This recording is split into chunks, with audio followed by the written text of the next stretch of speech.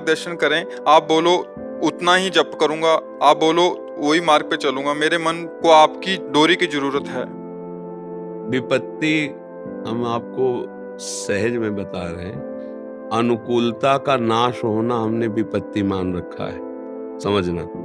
चाहे वो पैसे की अनुकूलता, चाहे शरीर स्वास्थ्य की अनुकूलता, चाहे जन की अनुकूलता या पद की अनुकूलता, कई तरह की अनुकूलता का नाश हम विपत्ति मान लेते हैं और प्रतिकूलता का नाश हम संपत्ति मान लेते हैं। ये अनुकूलता और प्रतिकूलता दोनों माया रचित हैं और दोनों हमारे कर्म के अनुसार हैं।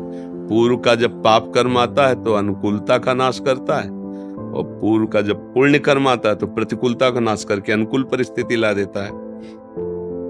अब इन दोनों कर्मों का नाश हो जाए और एक बीच का मार्ग मिल जाए। बीच का मार्ग है समतुलता। समतुलता का तात्पर्य तो भगवत स्वरूप। न सुख में अभिमान है, न दुख में शोक है, एक आनंद की स्थिति है। तो यदि हम भगवान का नाम जप करें तो हमारे दोनों कर्मों पर शासन करेगा नाम, पुण्य और पाप दोनों पर, और त्रिगुणातीत आनंद की प्राप्ति हो जाए। पर हम समझ नहीं पाते। हमें लगता है अनुकूलता में सुख है, अनुकूलता बनी रहनी चाहिए, और वो किसी की नहीं बनी रही जो इस मृत्यु लोक में जन्मा है। ना कभी सदैव प्रतिकूलता रहे और ना कभी सदैव अनुकूलता रहे। तो हमें घबराना नहीं है।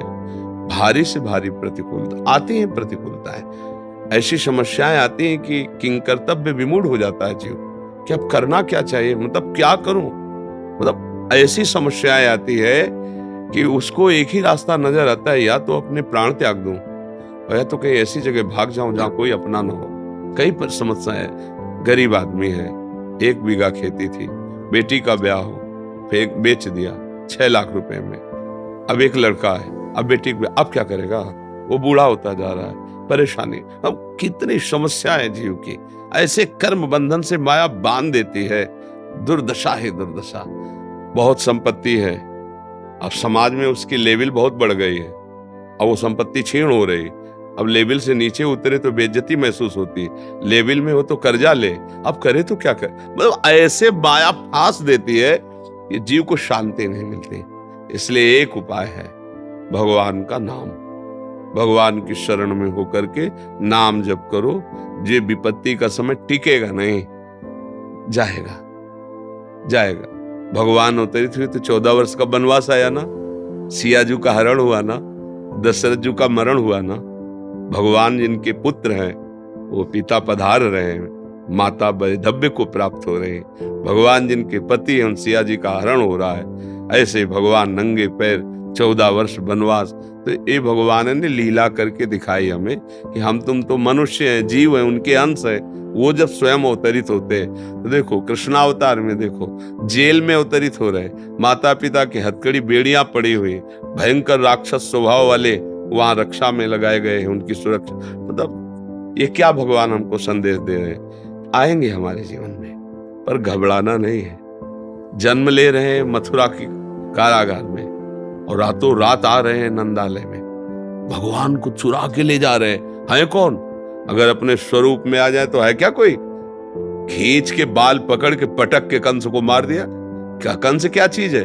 काल के भी महाकाल श्री कृष्ण। पर समय की बलवत्ता, अभी समय नहीं आया उसका ला, भाग रहे चुपचाप, रातों रात चोरी चोरी वहां पहुंच। तो ये भगवान क्या लीला दिखा रहे हैं कि ये विपत्ति, ये संपत्ति, अनुकूलता प्रतिकूलता ये दिन रात की तरह आते जाते रहेंगे।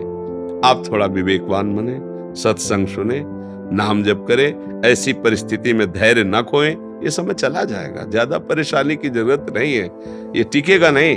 अच्छा समय आवे तो अभिमान मत करो, टिकेगा नहीं, वो भी चला जाएगा। क्यों? नाम जप करो। उदास होने की, निराश होने की परिस्थितियां आती हैं, ऐसा नहीं कि नहीं आती, आती है, पर समय फिर बदलता है, ऐसा नहीं कि नहीं बदलता है। हाँ, समय का चक्र है, बदलता है। जो एक समय इंद्रप्रस्थ में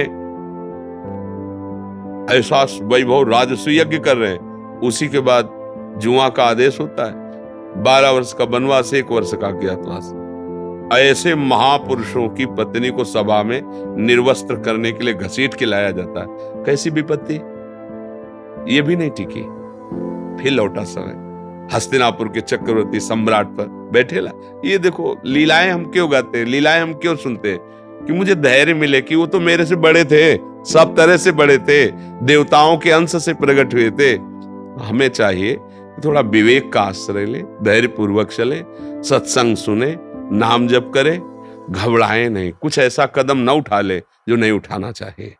समझ रहे आप?